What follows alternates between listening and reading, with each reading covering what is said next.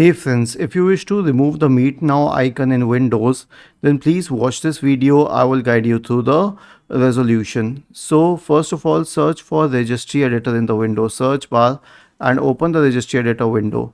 Now expand it and in the left pane, go to this key, H key local machine, software, Microsoft, Windows, current version, policies and explorer. In the right pane, we will create a key named hide SCAM meet now. Hide SCA meet now. Okay, right click, new D32-bit entry and paste it.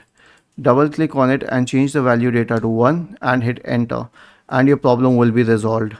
Actually, this was associated with Skype Meet, but trust me, we have better options and a lot of people want to remove it, so this is how you can remove it.